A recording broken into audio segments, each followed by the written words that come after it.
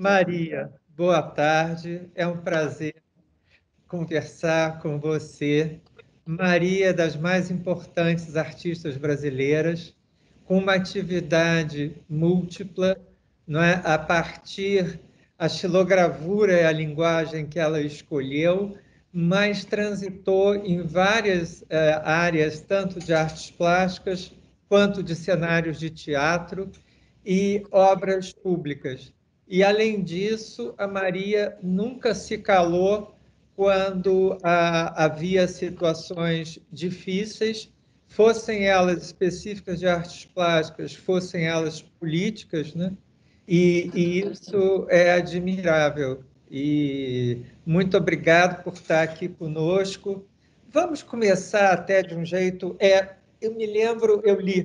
Né? Eu agradeço essa introdução sua, exagerada e amiga, enfim.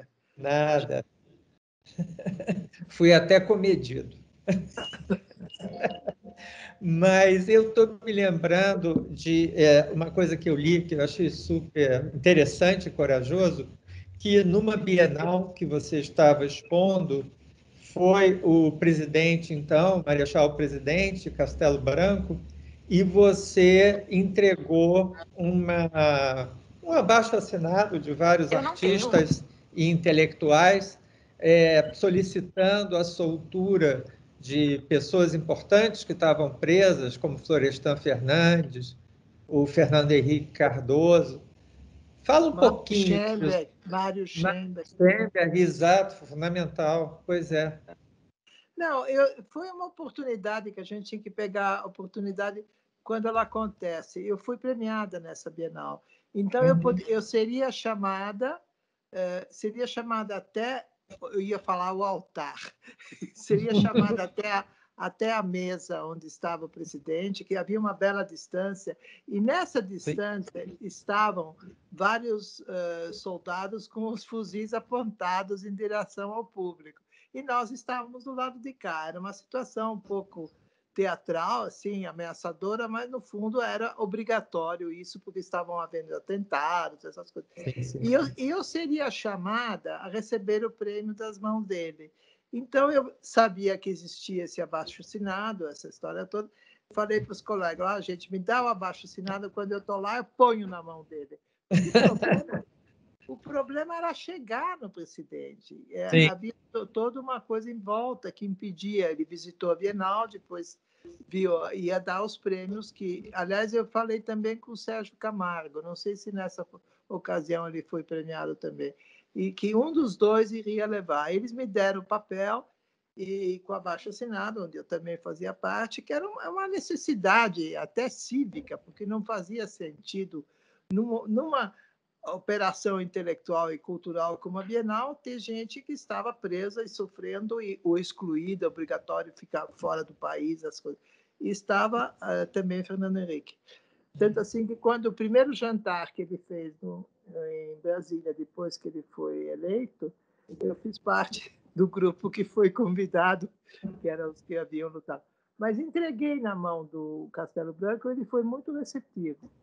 Ele foi muito receptivo, me apertou a mão e com a outra mão entreguei, ele pegou e odiou imediatamente.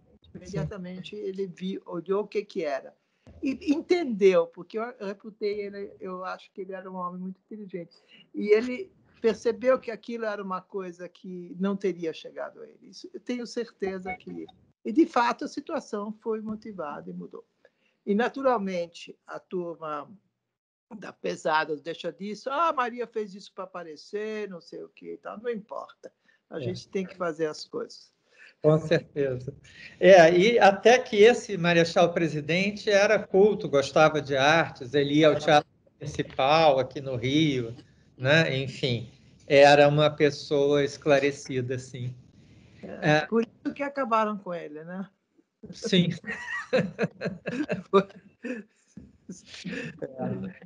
Mas, Maria, eu aí queria ir lá para trás, quer dizer, seus primeiros estudos na Itália, né? Eu estava lendo e vendo que você chegou a colaborar ou ser assistente do Pamprolini, né? Prampolini.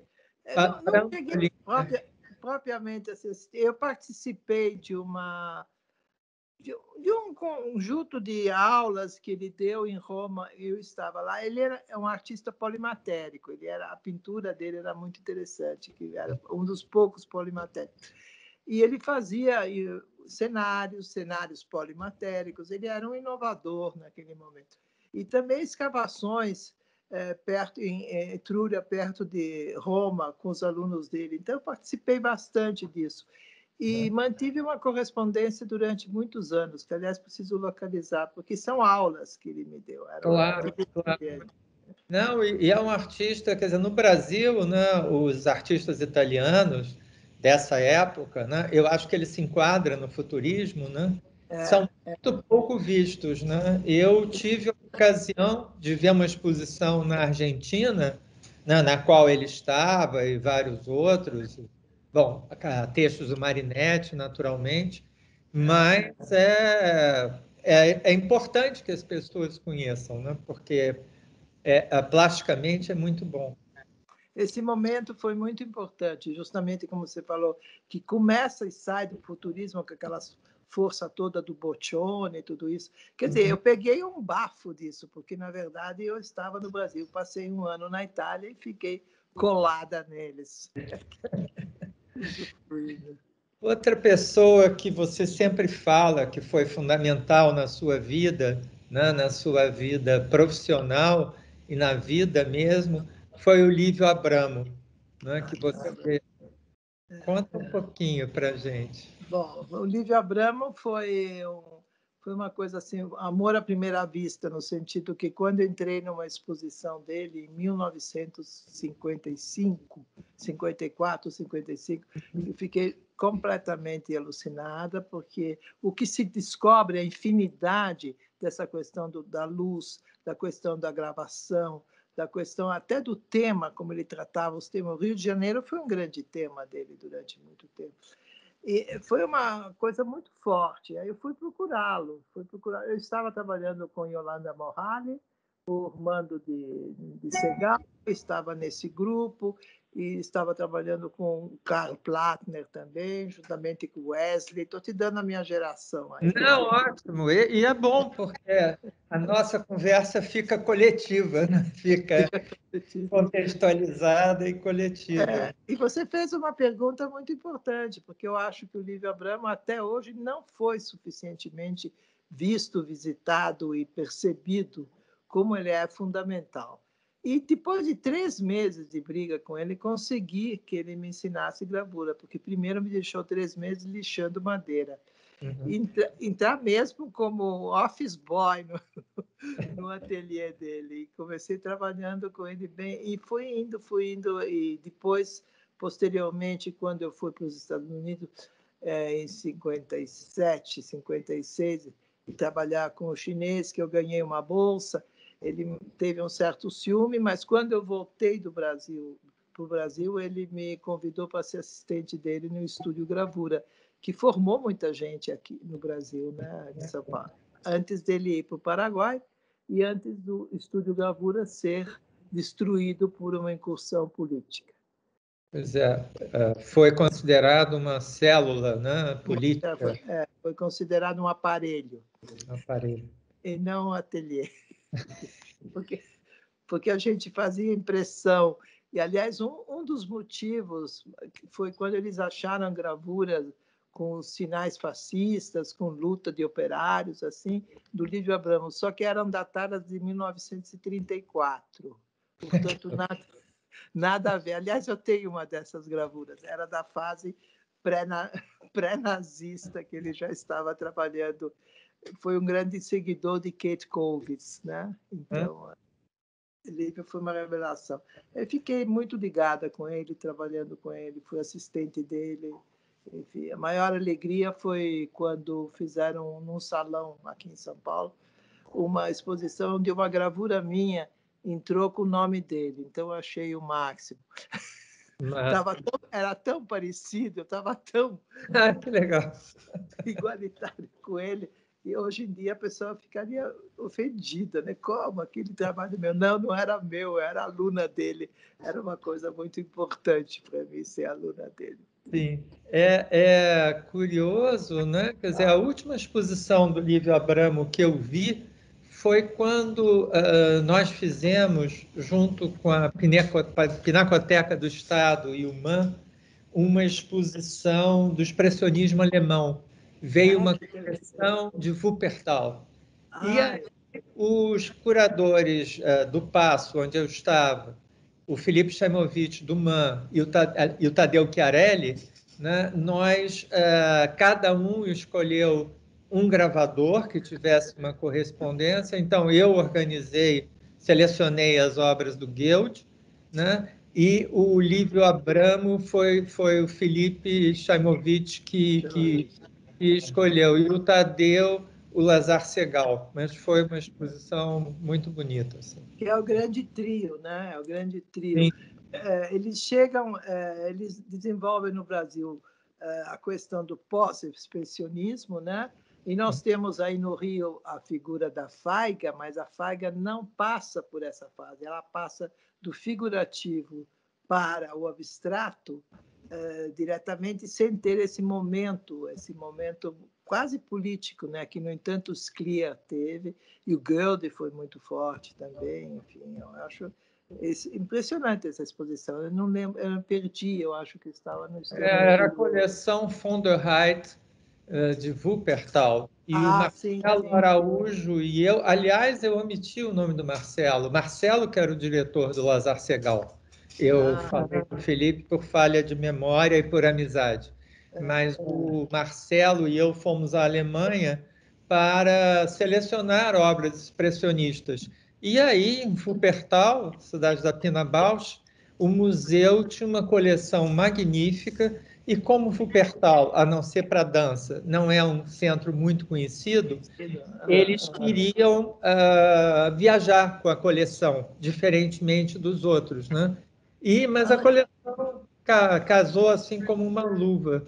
Eu Eu, acho que eles tinham a Kate Colvis, né? Eles tinham a Kate Colvis, o Gross também, né? também, o Blaureiter, todos É, os artistas do Blaureiter. O cônsul alemão, na época, foi à exposição e disse que nem na Alemanha ele tinha visto uma exposição tão completa, que porque realmente maravilha. tinha a coleção de Wuppertal, tinha uma coleção que era do Instituto Goethe, itinerante, só de gravuras, mas uma exposição grande, e nós complementamos com esses três mestres brasileiros. Acho que foi uma ação muito importante, porque se você linkou pela linguagem, a ideologia, né? A Sim, ideologia.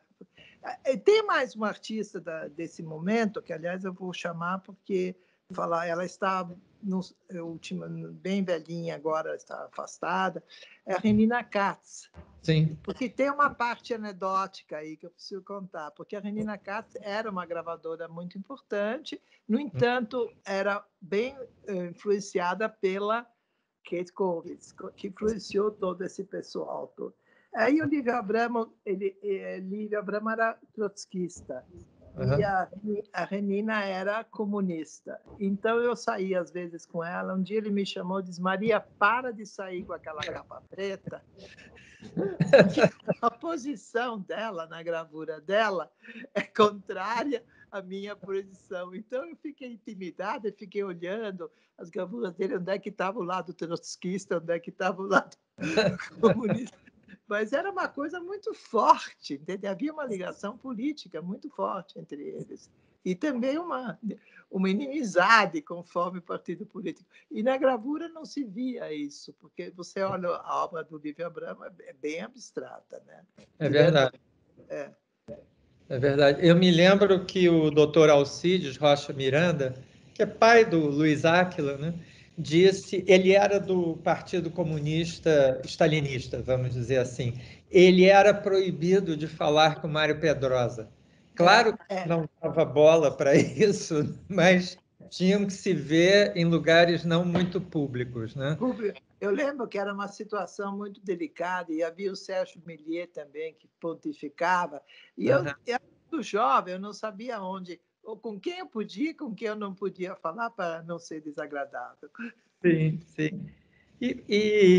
Maria, um passo seu muito importante foi assimilar, por um lado, a intimidade da gravura, a proximidade, né, esse envolvimento com o material, com tirar a matéria, né, e retirando a matéria e formando, mas você foi responsável também por um aumento em escala da gravura, né, que deu outra dimensão, porque a escala aí não é só tamanho, é valor também, né?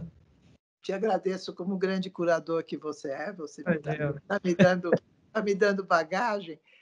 Realmente, aconteceu de uma maneira até meio, não digo acidental. Quando eu saí da escola do Lívio Abramo e fui aos Estados Unidos com uma bolsa, eu me deparei com toda essa história que havia muita coisa nas paredes gráfica. E Sim. aqui as gravuras eram mostradas só nas mesas, em vitrines, né? Então, foi Isso nesse eu não sabia, por momento. exemplo. Hein? Uhum. Isso eu não sabia. Eu não Era, sabia disso. É super interessante. mas Uhum. era graças à turma do pop, né? O pop que estava lá. Eu, nos fins de semana, eu ia trabalhar no ateliê da Tânia Grossman, que era um ateliê de gravura mesmo, e a gente, quem que estava trabalhando lá? Estava ali Pontecu, estava o Rauschmann, estava toda essa gente que fazia esses grandes formatos. E eu Sim. trabalhava com um chinês no Pratt Institute, o Sion Moy, que também fazia grandes formatos. E, de repente, esses formatos não eram grandes, só que iam para a parede ao lado de uma pintura. E Sim. quando eu fui para Bienal dos Jovens, olha, meu Deus, criança, quando eu fui para Paris em 67, a Bienal dos Jovens, eu cheguei lá com o meu rolo de gravuras para o Antônio Bento era o curador, Antônio Sim. Bento, para colocar na parede. E cheguei lá e disseram, não, o próprio pessoal da Bienal disse, não, as gravuras têm que ficar em mesa. Estavam vários artistas, outros brasileiros lá. Eu não sei se era Ana Letícia, José Lima. Eu fiquei muito revoltada. Falei, como tem que ficar em mesa? A escultura saiu do pedestal, a pintura saiu do cavalete, por que a gravura tem que ficar na mesinha? Entende? Essa Sim. questão de intimismo forçado. E aí passei a noite lá reclamando, não tinham onde expor, pendurar. Finalmente, uma parede da nossa sala, lá na Bienal dos Jovens, em Paris, tinha um lado vazio. E um lado estava Cuba, do outro lado estávamos nós, mas não tinha nada na parede. Eu consegui um martelo e consegui boa vontade tarde da noite e coloquei tudo na parede. E foi fantástico, porque eu ganhei o prêmio de gravura da Bienal de Paris, entende? Maravilha. Com essa desordem, porque Sim. foi um grito de revolta a esse obrigatório intimismo que Sim. tinha, Sim. que foi a mudança do suporte um pouco. Foi uma coisa quase um sinal, e aí eu continuei direto com esse tamanho, que também não é tão grande assim, né? Porque haja visto hoje, pelo amor de Deus. Mas você não é que aumenta o público tendo um outro tamanho, não é? Quando eu fui para a arte pública é que foi o salto seguinte, né? Mas Uhum. era o caminho do contemporâneo. Você não pode, no Brasil, com todas as coisas que acontecem na nossa escala amazônica, a gente viver um intimismo pequenininho, assim, acanhado, né? E eu acho muito bonita uma declaração sua que você fala que a arte pública permite que qualquer cidadão seja um colecionador, não é? Porque ele vai colecionando, né, na memória, né, selecionando as obras. Porque você tem o problema da tiragem em gravura, né? Então, a tiragem, o colecionador é aquele que possui um exemplar numerado. E aí eu quer dizer, era uma consequência lógica que, estando na parede, o colecionador era qualquer um que visse Sim, essa obra, ele estava colecionando. Então, a plateia mudava, não era só uma plateia de possuidores, era uma plateia de fruidores, né? E uma maravilha. grande audiência, né? Sim, sim. O primeiro trabalho público que você fez, acho que foi na esquina de Bela Sintra com Paulista, não? Foi um trabalho. Foi engraçado que um arquiteto que me chamou, o Sami Bussabi, que eu conhecia, era um jovem arquiteto. Hoje já ele foi até presidente da IMURB, porque estou te falando de uma época, não era só eu que era jovem, todos os outros que hoje estão em outras posições. Ele disse: estou com a lateral lá que eu não consigo resolver. Maria, vê o que você pode fazer naquela lateral toda. É a lateral à frente da Avenida Paulista, é uma lateral. Ele me deu um espaço que não existia. Sei. Eu tive que criar o suporte e a gravação, que foi muito simples, foi com linhas, é uma obra muito pacata, digamos, muito calma. Era só entrar uma ligação entre o prédio, né, e a avenida onde existia todo esse trânsito. E o princípio que talvez me ajudou muito era o princípio de fazer os sulcos como uma ampliação física do próprio sulco que o instrumento deixava na gravura. Então, raramente, lá são exatamente a ampliação do sulco da goiva, que é um arredondado, meia cana, né? Eu fiz uma imitação e gravei isso no cimento. Então, é uma gravação, de certa maneira, né? E a outro trabalho, que eu tenho a impressão que foi logo depois, né? É o da igreja, né? Com a igreja da Cruz Torta. Que é maravilhosa, né? Porque... enfim, foi um trabalho que era... Todos esses trabalhos foram executados muito simplesmente, porque a gente não tinha muitos meios. Então, a construção deles era meio aventurosa sempre. Aí a Cruz Torta na época, era uma igreja arrojada, que, aliás, muito complicada, e me chamaram para fazer, atrás do altar, a história da ascensão de Cristo. Sim. E da salvação do homem, né? Então, fiz o contrário. Dizem que são palitos. Não são palitos, são sulcos também, porém solidificados. O vazio fica cheio e eu construí uma imagem atrás. E que eu acho lindo é que, de certo modo, dá uma dimensão da vontade do ser humano de transcender, né? Enquanto as imagens litúrgicas estão ali tranquilamente, mas com outra linguagem, né? Quer dizer, eu achei... Eu fico comovida, porque você está fazendo uma leitura que eu precisava até colocar numa placa lá na igreja. É verdade, é verdade. Não, mas me deu uma noção de humanismo, né? E desse desejo, né? da transcendência. Que se torna vertical. Na hora que essas linhas elas vão se preparando, vão se reunindo, e no centro são verticais, que é quando a subida é justamente a transcendência. Essa igreja ainda está em bom estado, Maria? Você sabe? Está perfeito. E virou a igreja mais na moda do bairro. Primeiro ela foi execrada, que parecia um hangar de aviação. Agora é a igreja mais frequentada para os casamentos e as coisas. A próxima vez que eu for a São Paulo, não num casamento, mas eu vou visitá-la. Eu queria muito te acompanhar. Vamos, vou adorar. Você me comoveu com essa leitura agora, que é exatamente a ideia central. E estou me lembrando, né, que a Igreja da Pampulha, tempos antes, décadas antes, mas ela foi proibido o exercício de atos litúrgicos, né? Ela foi completamente fechada, porque o arcebispo de Minas, na época, considerava que ela, com aquelas formas geométricas, e há um painel do Portinari do São Francisco, e o São Francisco tinha um cachorro, então o arcebispo cismou que era o diabo. Então, ele juntou com o Niemeyer ser comunista, o Portinari ser comunista. Sempre é essa coisa. E fez uma história dentro da cabeça que só denota a doença, né? Que devia... Como esse O mal pensar, né? A perseguição como profissão.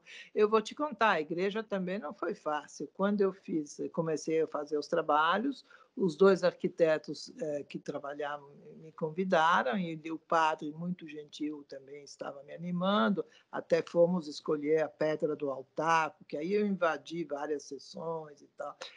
E se apresentou uma congregação de senhoras para Dom Paulo Evaristo, dizendo que a Maria não pode fazer aquele painel da Nossa Senhora porque ela é divorciada, comunista e lésbica.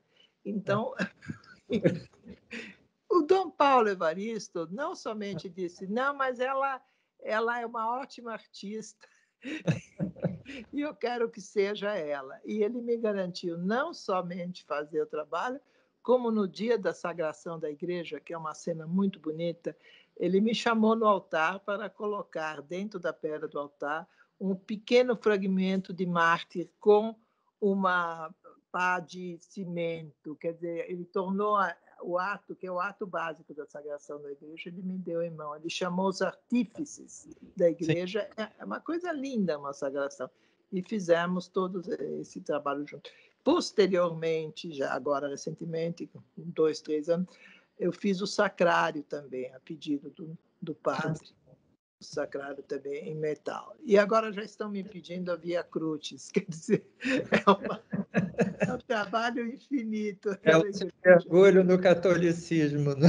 É uma congregação. Na representação icônica do catolicismo.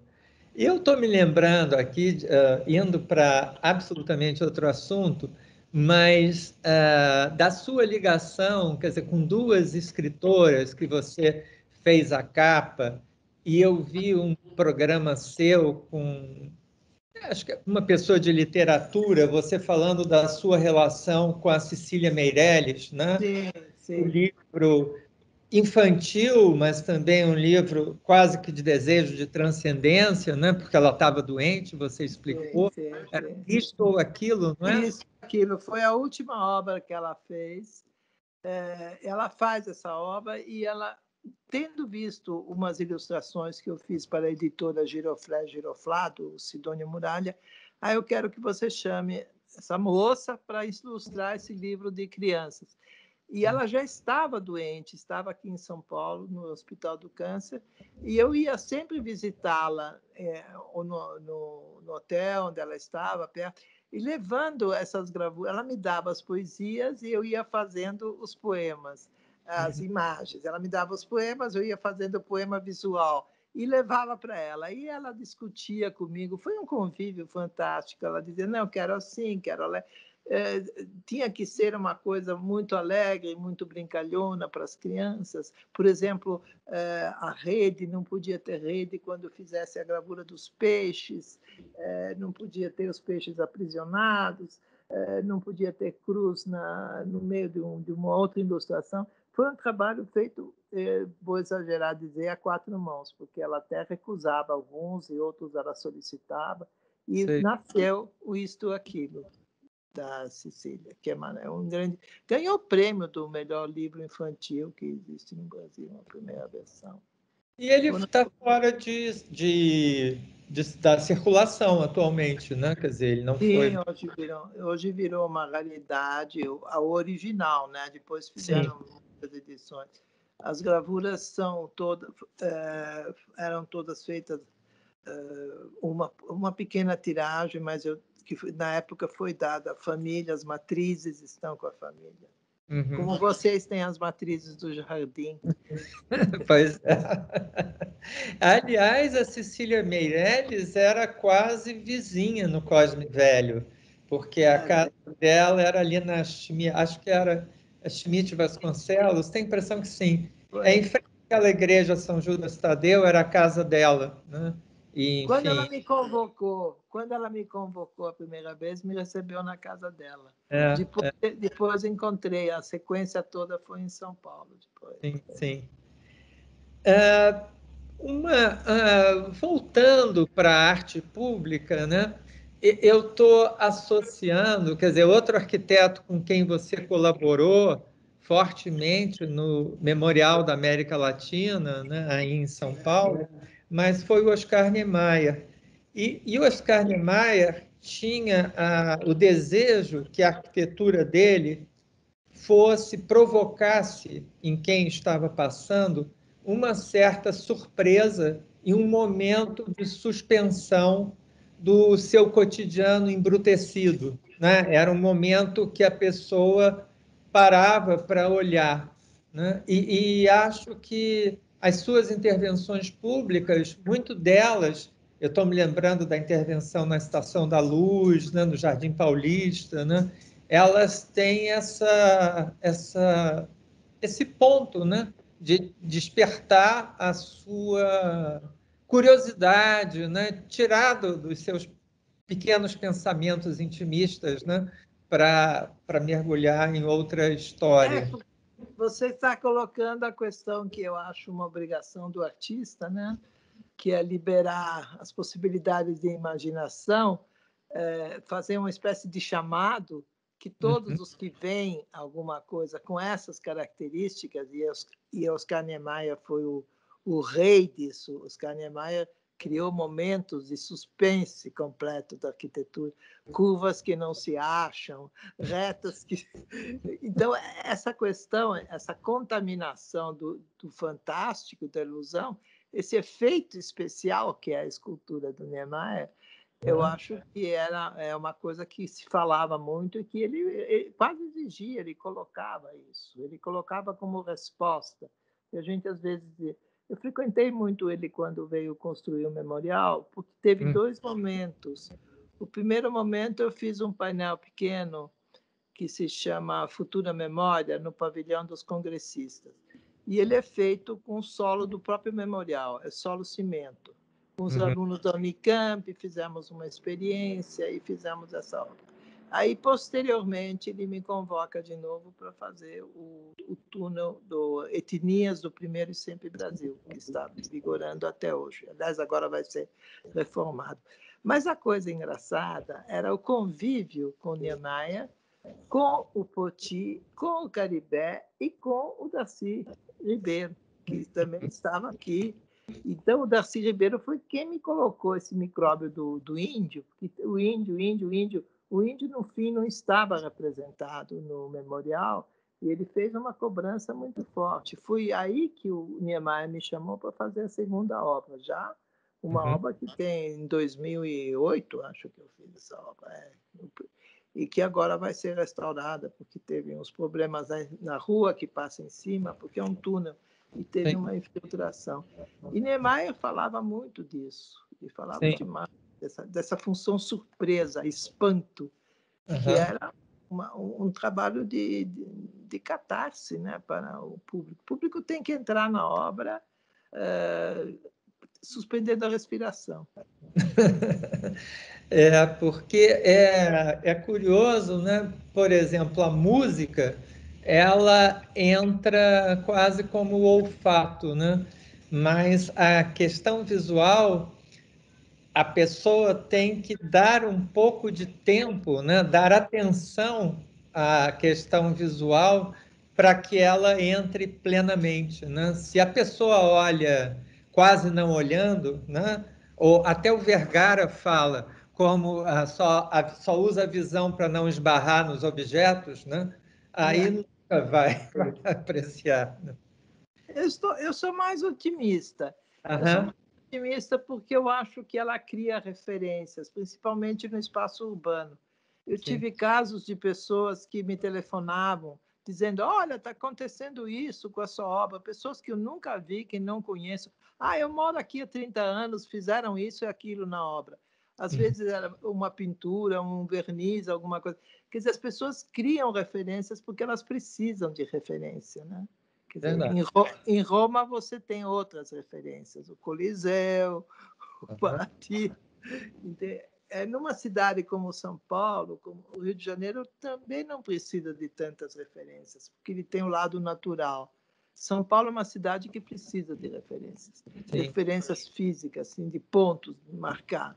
Seriam chafarizes, digamos. Né? E a pessoa tem que entrar nisso, ou por bem ou por mal, ela vai se referendar com isso. É uma coisa natural. Não concordo com o Vergara. Sei.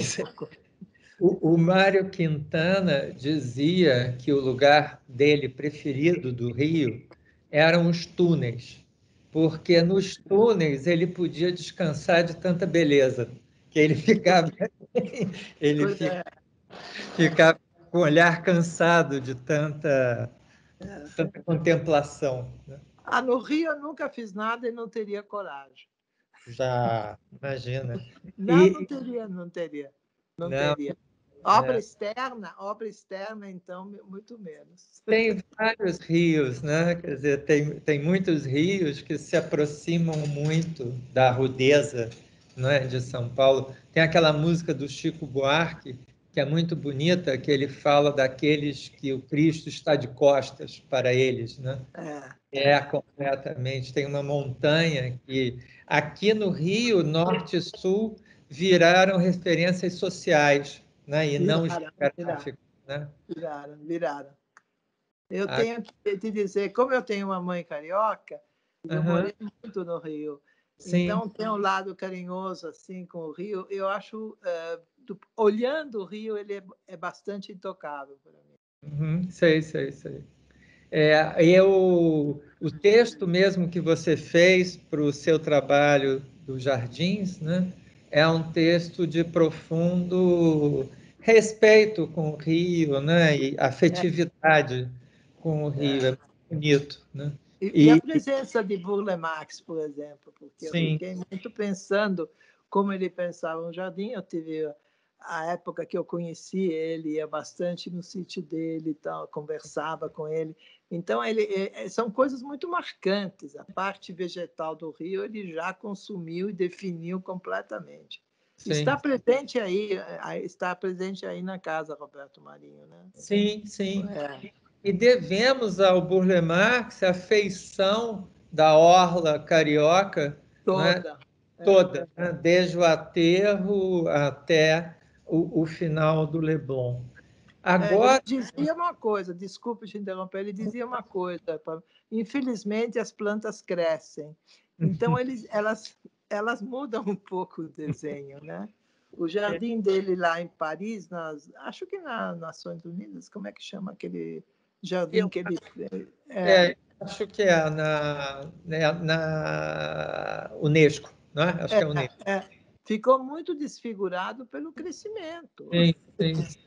E como é que você poderia prever isso, né? É, eu, uma exposição que nós fizemos da comemoração dos 100 anos dele se chamou A Permanência do Instável, porque ele também dizia muito que ele lidava com a instabilidade e É, que não era só uma escolha estética, porque também tinha a ver como as plantas se nutriam, se uma se dava bem com as outras, né? É algo muito vivo, muito vivo. uma matéria. Agora, nós estamos muito felizes porque foi criado o Instituto Burle Marx pelo escritório, né, que o Roberto manteve durante Ah, toda a carreira. E nós vamos ter o privilégio de fazer no ano que vem uma individual dele e só de coisas inéditas, que são ai, que maravilhosas. E também mostra muito processo, e são verdadeiras obras de arte. E tem é, algumas coisas que você não esperaria que fosse do Burle Marx. Tem um painel enorme, que é como se houvesse uma escada e um cubo, um quadrado preto em vinho. É muito bonita e é surpreendente. ele tinha um lado experimental, apesar de tudo, né? Ele Sim, tinha, sim. muito forte. E tive o prazer e honra aqui em São Paulo trabalhar com ele no escritório de litografias. Havia um ateliê de litografias aqui, a Glatt Imagos. Ele produziu bastante litografia aqui, fez bastante coisa. E eu trabalhava com ele lado a lado Que na PH. legal. Então, toda a conversa, todo o bafo, toda aquela história da discussão, as brincadeiras, a dança, tudo era com ele. Eu olho as imagens hoje nos museus, cada uma tinha uma história. Sim, sim. Maria, eu estou me lembrando de duas coisas. Uma é que eu li com muito gosto que a Maria Helena está e vocês estão organizando um instituto, né, para reunir as suas obras, os processos. Tem, a Maria Helena está desenvolvendo, você sabe, uma galeria que não é uma galeria, é praticamente em si um instituto de apoio e é um movimento que ela mantém, que é a Transarte, principalmente os artistas excluídos, LBGT, tudo isso. Tanto assim que a revista Exodus, publicada pela Unicamp agora, acaba de dedicar um número a este assunto, que seriam as instituições, os comércios fora do normal, saindo do que seria o hábito comercial para um apoio mais amplo. E, naturalmente, ela tem ao lado de fotografia, tem uma coleção fantástica e tem a fotografia que ela faz já há muitos anos. Certamente a gente fará alguma coisa nesse sentido. Que bom. E outro aspecto que eu queria abordar é da inter-relação, quase que da rede que havia entre artistas de teatro, cinema. A impressão que eu tenho é que os criadores, né, se encontravam e se relacionavam bem mais do que atualmente, né, que ficou tudo numa caixinha, né? Artista plástico se dá com artista plástico. Eu me lembro da cantina do MAN, aqui do Rio, que você podia, numa tarde, ver o Leon Hirschman numa mesa, o Glauber Rocha, a Lígia Pape, que inclusive fazia alguns cartazes, né? Gente de música, quer dizer, eu acho que sempre que há essa união, né, a arte floresce melhor, né? As pessoas ficam mais abertas, eu acho. Esse intercâmbio, né? Sim, existia muito forte, existia muito forte. Aqui em São Paulo nós tínhamos também o Museu de Arte Moderna e o MASP, que funcionava na Rua 7 de Abril, que era pegado à Biblioteca Municipal, onde havia também um barzinho, que era o Paribar, onde todo mundo ia. Então, você encontrava um trânsito de pessoas de várias linguagens, bem misturado, porque se completavam, né? Agora, eu não entendo hoje o que está acontecendo, o que praticamente deturpou esse convívio, porque todas as artes têm que andar junto, né? Com certeza, com certeza. Senão é uma coisa só a arte. Acabei agora de fazer uma entrevista aqui para a USP sobre a arte como construção do futuro, e somente pela arte, realmente, você vai construir um futuro de paz. Sim. Porque todo mundo tem sensibilidade, todo mundo tem imaginação, se trata de fomentar e de educar, a base é essa. Agora, os artistas começarem a se acharem concorrentes, ou então sem perceber que tudo é uma coisa só, eu acho que é um problema de explicação. A gente tem que explicar isso. Eu continuo explicando. Você fala uma coisa que eu gosto muito, que é ensinar é sempre possível, né? Aprender já é outra questão, né? Mas é muito bom. Essa preocupação com educação sempre foi muito forte, né, na sua atividade, né? E também de trabalhos coletivos, né? Porque eu também vivenciei muito isso. O ateliê de gravura do Lívio Abramo era um exemplo.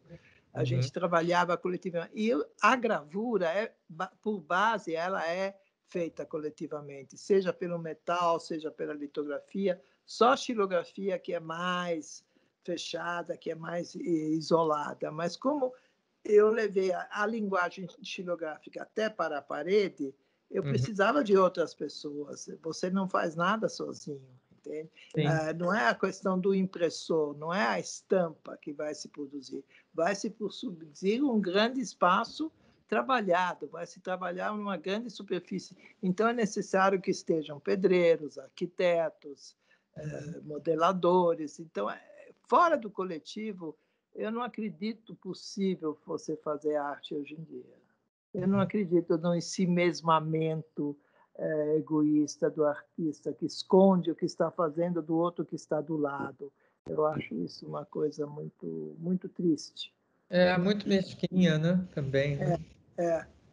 Mas também eu vi no seu site um trabalho lindo, que eu não guardei o nome, mas são formas de bronze, metal, eu acho, penduradas. E como poderiam prover também de questões de gravura, mas que a sombra na parede, né, desenvolve, quer dizer, é um diálogo entre a forma que está suspensa e a sombra dela, né? E é super bonito, né? É super... São trabalhos mais recentes, são trabalhos que dos últimos 10 anos, para mim é recente, 10 anos, Sim, sim. estou fazendo em metal. E comecei fazendo com metal fundido, com alumínio, eu chamo de Amor Inscrito, foram obras de grande espaço que expus em Brasília, expus na Europa também. E, recentemente, estou trabalhando com raio laser. Estou fazendo imagens que depois, com raio laser, eu recorto em aço e que também distribuo sempre espacialmente, provocando sombras, provocando movimentos, assim, mas são sempre placas, veja bem a fidelidade, são sempre placas cavadas. Sim, sim. Sempre placas cavadas.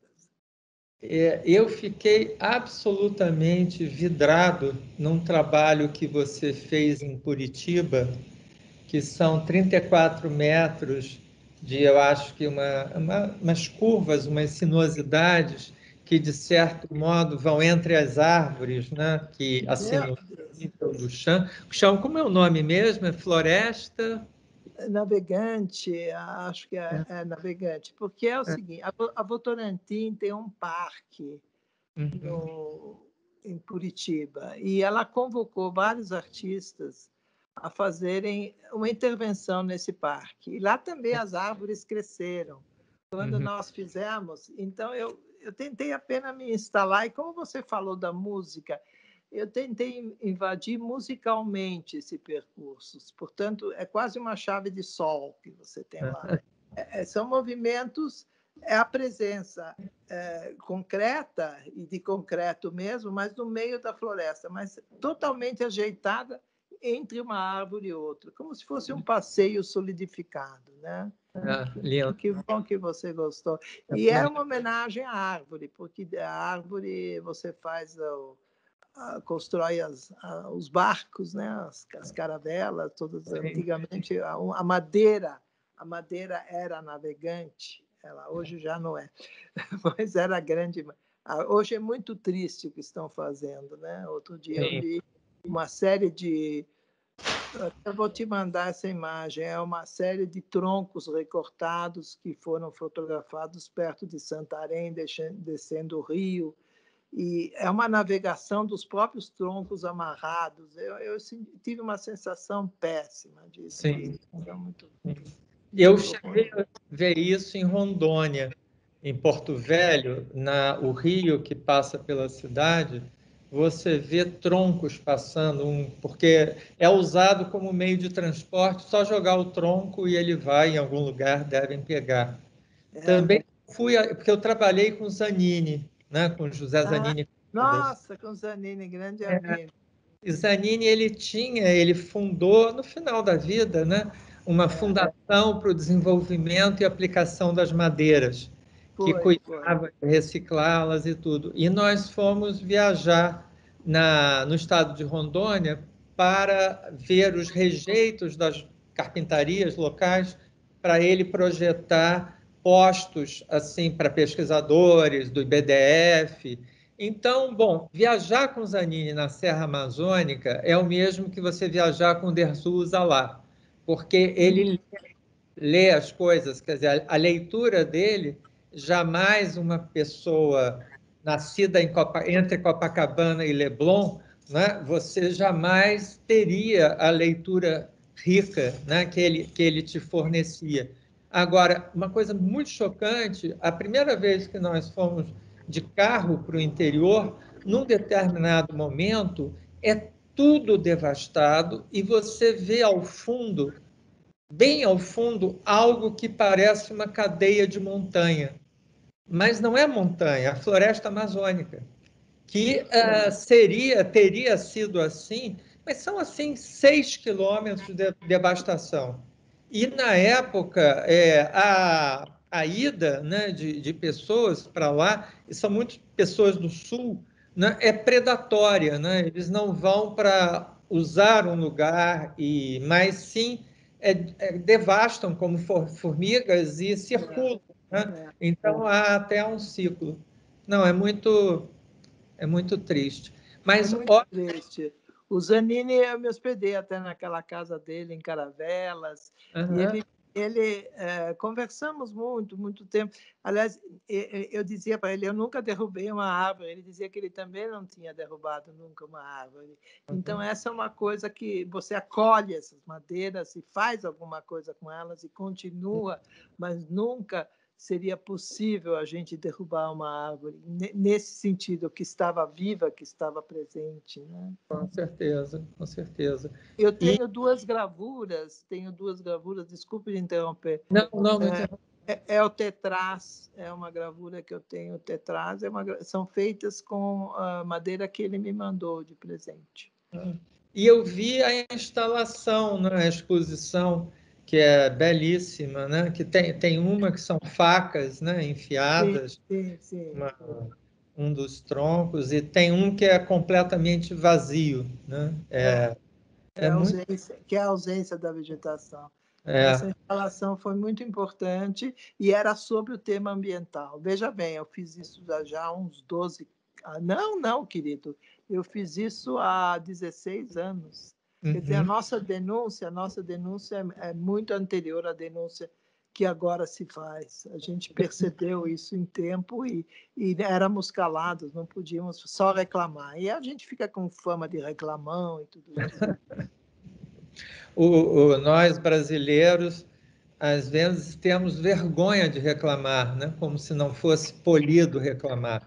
Claro que há jeitos e jeitos de reclamar, né?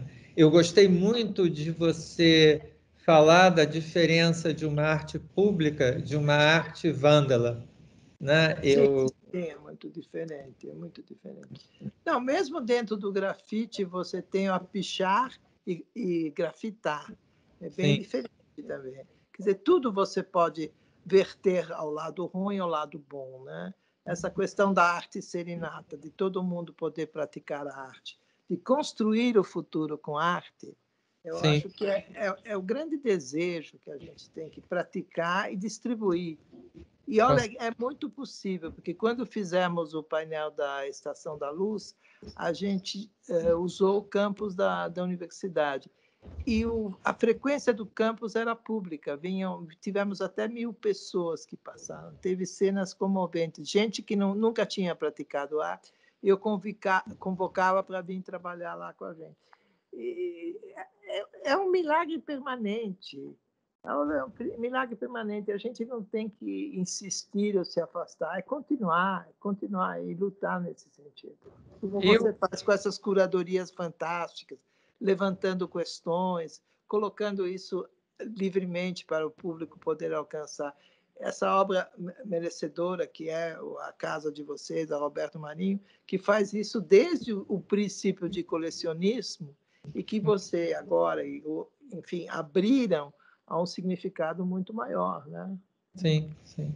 A próxima exposição, que inaugura 3 de outubro, são 2 exposições. Uma é da produção de 3 artistas durante a pandemia, Que né? interessante. O Áquila, o Roberto Magalhães e o Carlos Vergara. E Que a bom. outra é sobre livros e arte. Que são aquelas edições do Leonel Cassi que são quase caixas mágicas, porque você abre e brota uma exposição.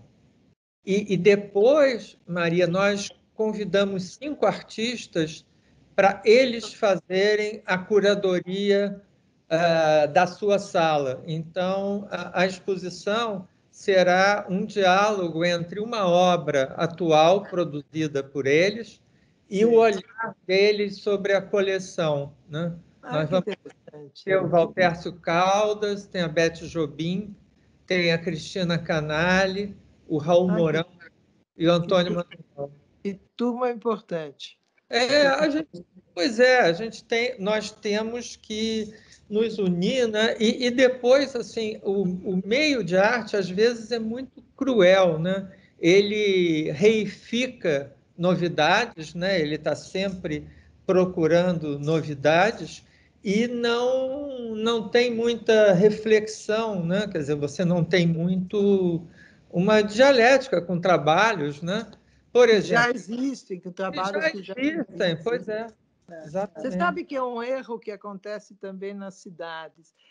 A visão europeia da cidade é manter o bairro antigo, o Stadtmitte, como eles dizem, o centro da cidade, vivificado, atualizado, e não construir bairros futuros e abandonar o centro. Aqui em São Paulo, o centro foi um pouco abandonado e se saiu atrás de outros bairros, se construiu bairros caríssimos. Com a arte acontece a mesma coisa. Tem um sedimento muito bom, tem uma parte muito sólida que nem foi explorada.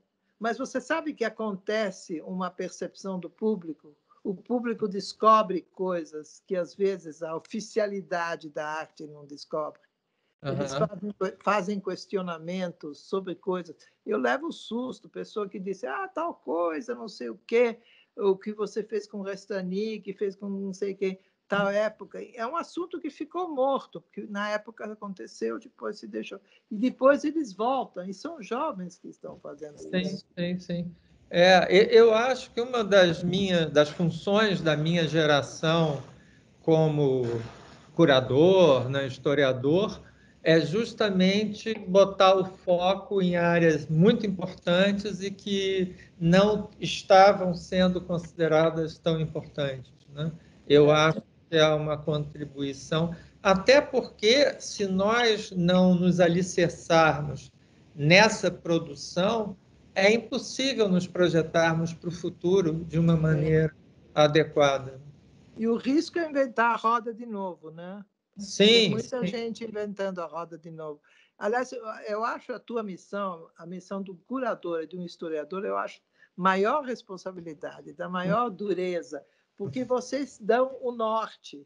E o norte é a avaliação do que foi, do que está, e, ao mesmo tempo, a indicação de caminhos legítimos. E a arte é o único território que, nesses momentos muito difíceis que nós estamos vivendo, né, é o território no qual nós podemos praticar e desejar algo melhor, que, sem dúvida alguma, será possível, né, em algum momento. Né? Pode até... que é possível, que é possível.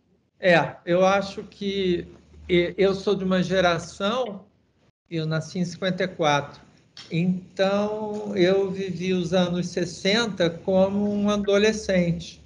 E, de algum modo, a arte, a minha infância não foi lá muito feliz, mas a arte me deu gás para sobreviver.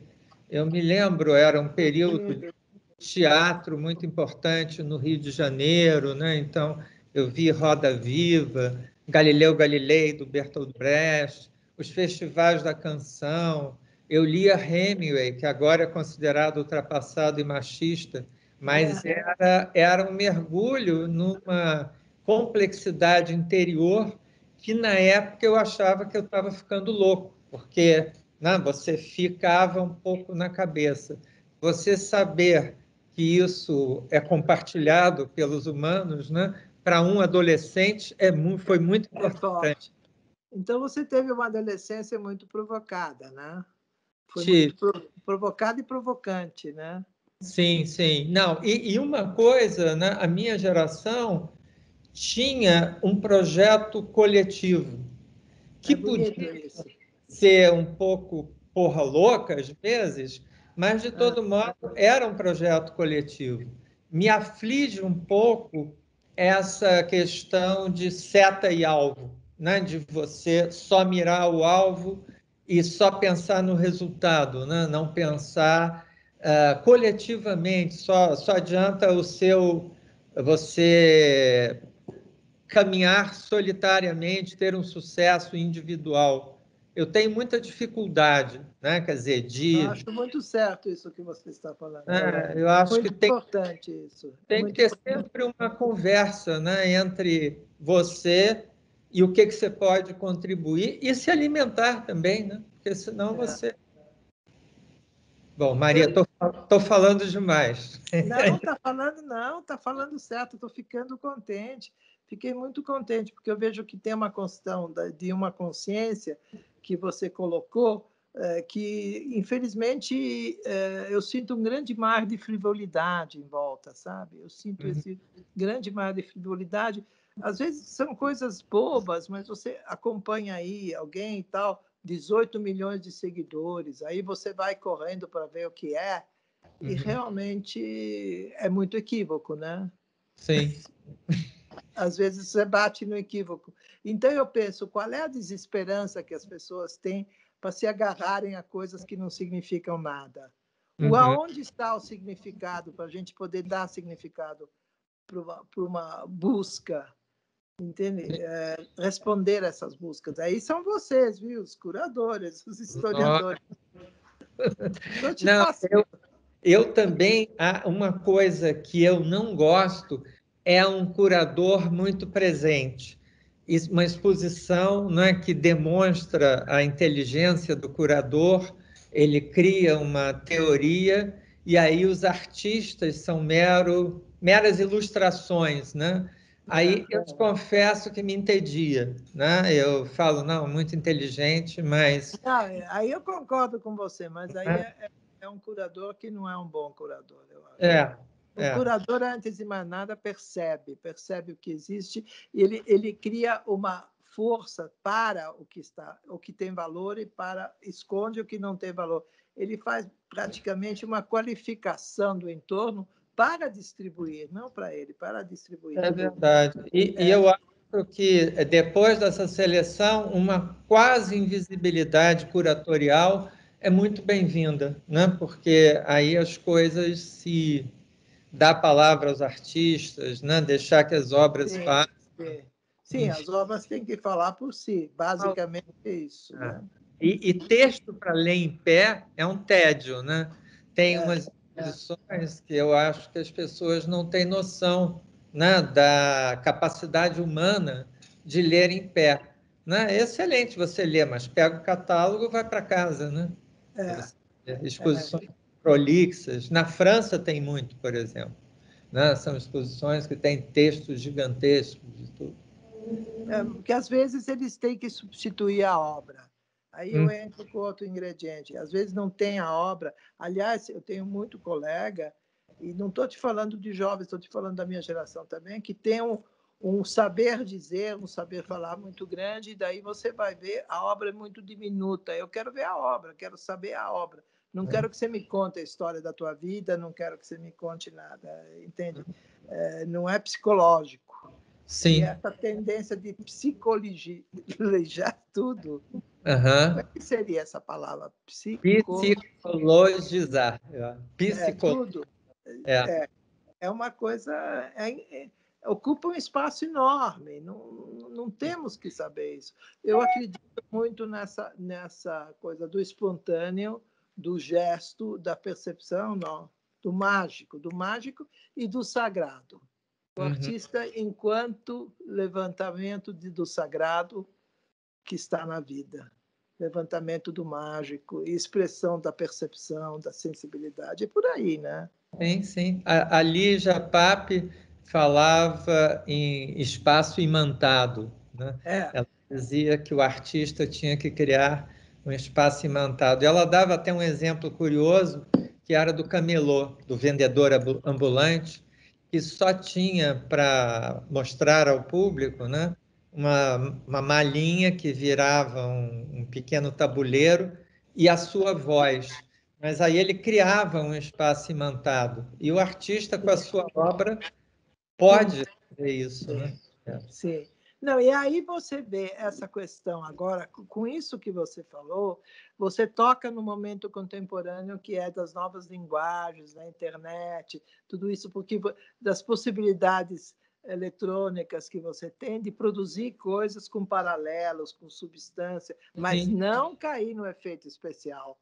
Também claro. aí tem um rigor, o rigor de você manter o caminho claro, fazer a investigação, a produção, mas sem tapear. E a grande tendência é você usar essas linguagens para fazer uma tapeação visual. É uma maravilha quando um trabalho te atrai visualmente muito e que você se aproxima, naturalmente você descobre algumas outras pistas, né? Ou mesmo o depoimento do artista te ajuda nisso. Agora, não é uma bula, né? Não é como arte, quando você tem que ler a bula antes.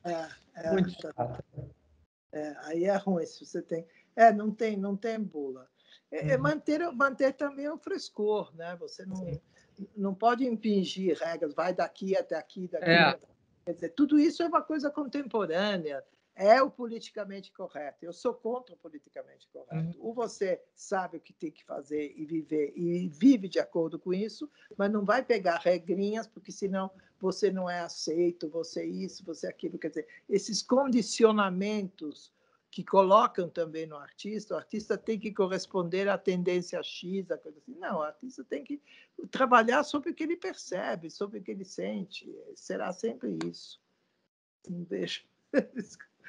Estamos mas, já chegando no desabafo, né? Maria, não, foi um prazer enorme. Tem mais alguma coisa que você queira tocar que eu não tenha, que nós não tenhamos abordado? Eu acho que abordamos quase tudo. Vamos deixar a conversa inacabada, dizia Clarice Lispector, né? Vamos deixar a conversa inacabada. Para o pessoal querer um pouco mais, né? Eu acho que isso Tem muita coisa, tem muita coisa. Eu acho que a gente mantém a questão em aberto, porque está em aberto. sim, No fundo, a gente não é dona da verdade e a verdade também não interessa tanto, né? é verdade. É verdade. E, bom, Maria, agora que nós nos descobrimos, não te largo mais. Não Vamos. vamos nos abandonar. Me É, fala de tudo. Adorei falar com você, adorei estar nessa exposição aí, esse exercício aí nesse espaço brilhante, nessa coisa muito gostosa, que significa muita coisa.